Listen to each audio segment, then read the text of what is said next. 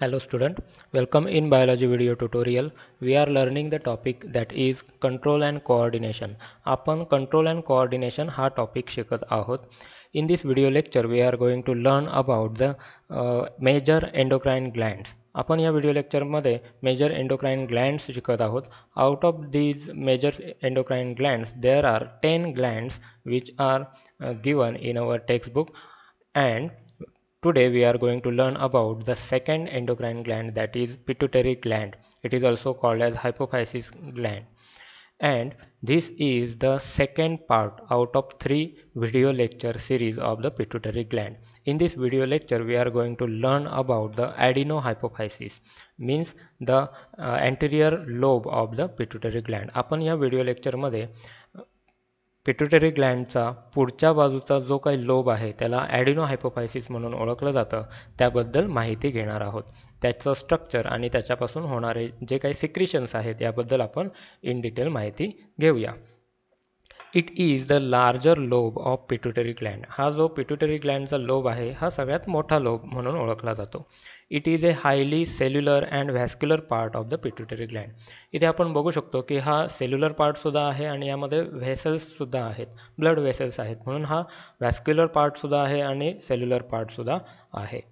It contains various types of epithelioid secretory cells, acidophils, basophils, chromatophores. यामध्ये वेगवेगळ्या टाईपचे cells आढळून येतात. त्यापैकी काही सेल्स हे सिक्रिटरी सेल्ससुद्धा असतात की जे वेगवेगळे हार्मोन्स सिक्रिट करतात. त्याचबरोबर ॲसिडोफिल्स सेल्ससुद्धा आहेत, बेसोफिल्स आहेत आणि क्रोमॅटोफोर्ससुद्धा दिसून येतात.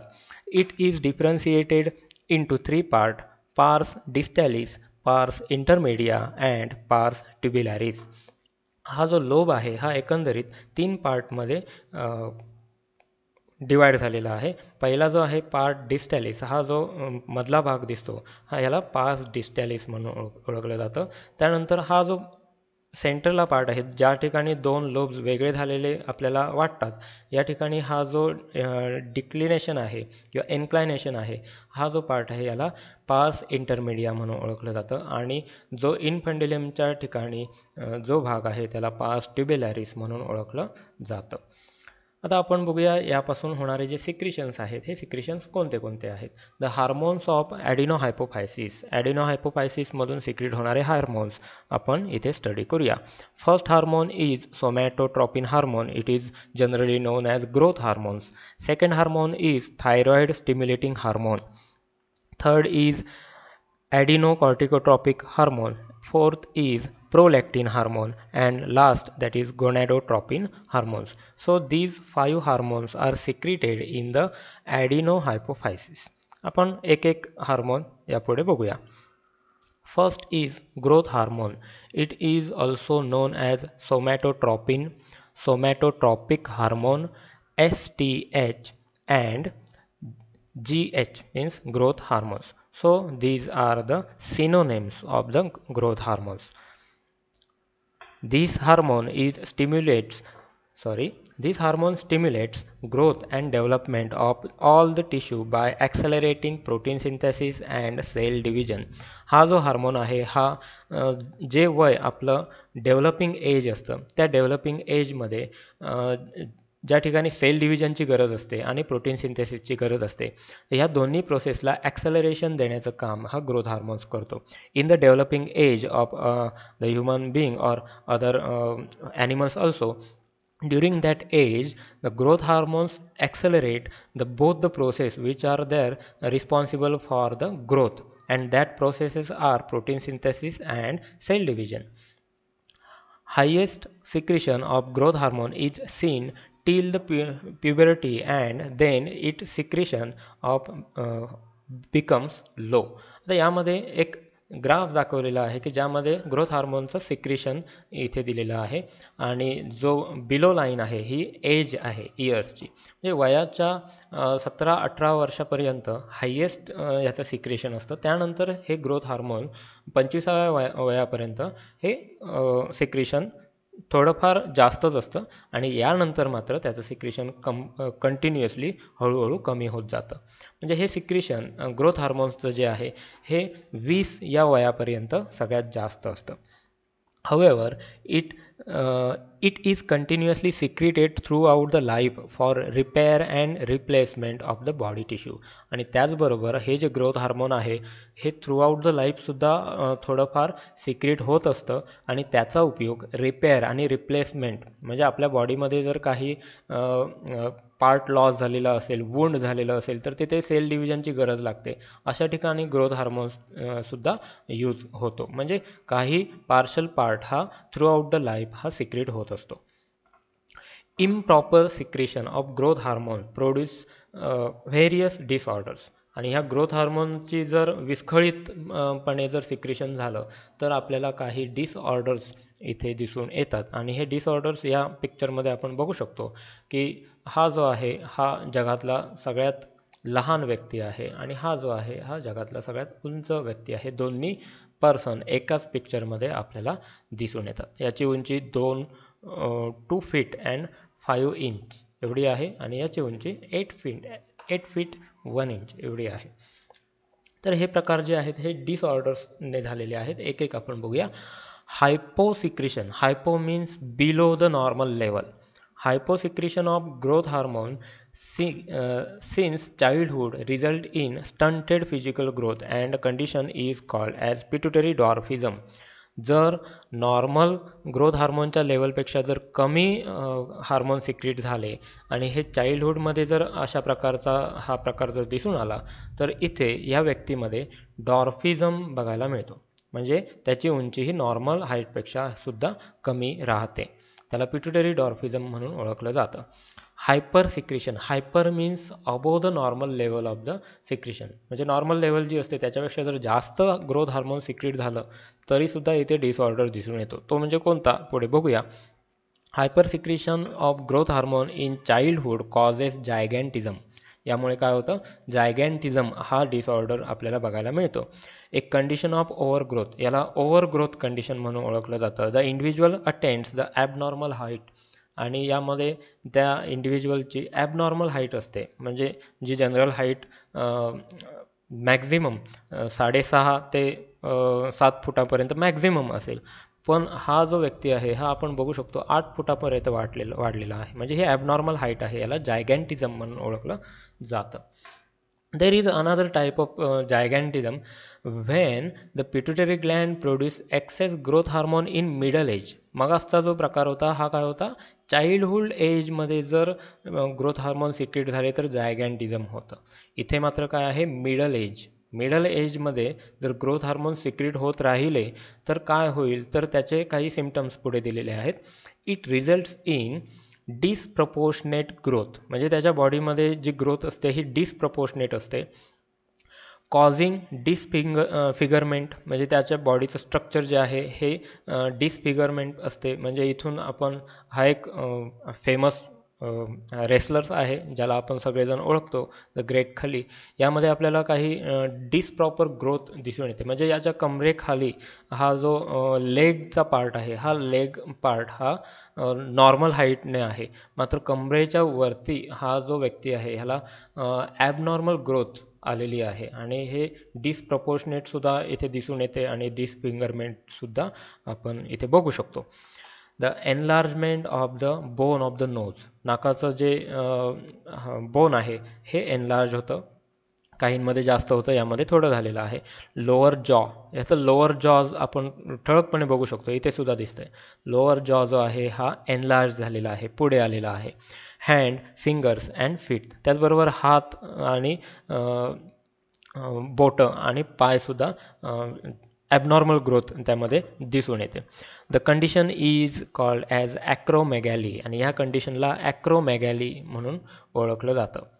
The famous person which we know, the great Khali, this is an example of the person of acromegaly. Thyroid stimulating hormone. Next hormone of the adenohypophysis, that is thyroid stimulating hormone. It is also known as thyrotropin, TSH. These are the synonyms. हे त्याची synonyms आहेत. Its primary action is to stimulate the thyroid gland for secretion of hormone thyroxine. Thyroid ग्लँडमध्ये जे thyroxine hormone secret केलं जातं ते secrete करण्यासाठी जे स्टिम्युलेशन देण्यासाठी जो हार्मोन पाहिजे तो हार्मोन ॲडिनोहायपोफायसिसमध्ये सिक्रीट केला जातो.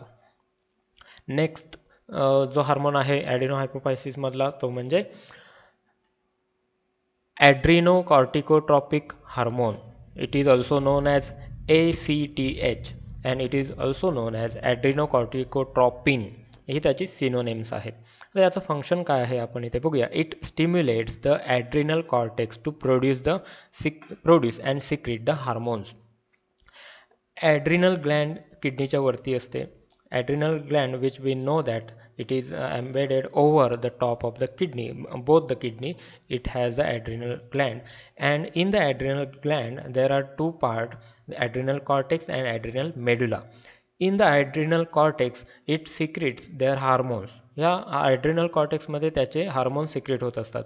And to stimulate that cortex there is this hormone is responsible, that is ACTH, adrenocorticotropin hormone. हा हार्मोन ह्या कॉर्टेक्सला स्टिम्युलेट करायचं काम करतो आणि त्याचे हार्मोन सिक्रीट होण्यासाठी मदत करतो. It maintain the functioning of the adrenal cortex also, आणि ॲड्रिनल कॉर्टेक्सचं फंक्शनिंगसुद्धा मेंटेन करायचं काम हे ACTH हार्मोन करत असतो. Next hormone of the adenohypophysis that is prolactin hormone. It is also known as leukotriene and it is also known as mammotropin. हे त्याचे सिनोनिम्स आहेत, ल्युचियोट्रॉपिन अँड मॅमोट्रॉपिन. त्याचं नाव आहे prolactin hormone. Prolactin is unique among the pituitary hormones as it under the predominant inhibitory control from the hypothalamus. आपण last व्हिडिओमध्ये हायपोथॅलॅमसच्या व्हिडिओमध्ये एक property study केलेली होती की प्रोलॅक्टिन इनिबिटरी हार्मोन्स तिथे सिक्रीट होतात आणि ते काय करतात तर या प्रोलॅक्टिन हार्मोनला इनिबिट करायचं काम करत असतात या पिट्युटरी हार्मोनमध्ये. परंतु प्रोलॅक्टिनचं जे मूळ काम आहे ते कोणतं आहे तर prolactin activates the growth of breast during the pregnancy. प्रेग्नन्सीच्या वेळेला ब्रेस्ट डेव्हलपमेंट करायचं काम हा प्रोलॅक्टिन करत असतो.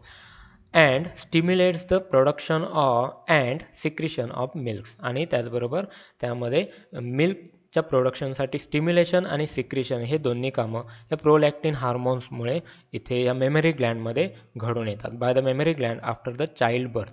And it is done only after the child birth.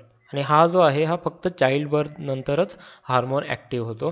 आणि इतर वेळेला it is under the influence, इथे दिलेला आहे it is under the influence of the inhibitory control of the hypothalamus. इतर वेळेला हा हायपोथॅलॅमसमधून जे हार्मोन सिक्रीट होतात त्या हार्मोनमुळे हा इनिबिट केला जातो किंवा ह्याचं कार्य नेहमी थांबवलेलं असतं. आणि only after the childbirth it is get activated and it will perform its function, that is the production and secretion of the milk from the mammary gland. Then last hormone of the adenohypophysis that are gonadotropin hormone. यामध्ये गोनॅडोट्रॉपिन hormone secret केले जातात आणि हे गोनॅडोट्रॉपिन hormone 3 प्रकारचे आहेत. पहिला gonadotropin hormone आहे follicle stimulating hormone, it is also known as FSH. दुसरा आहे ल्युचिलायझिंग हार्मोन LH. तिसरा आहे interstitial cell stimulating hormone, it is also known as ICSH. याबद्दल आपण माहिती घेऊया. पहिला हार्मोन आहे follicle stimulating hormone FSH. It stimulate the growth of ovarian follicles in the females.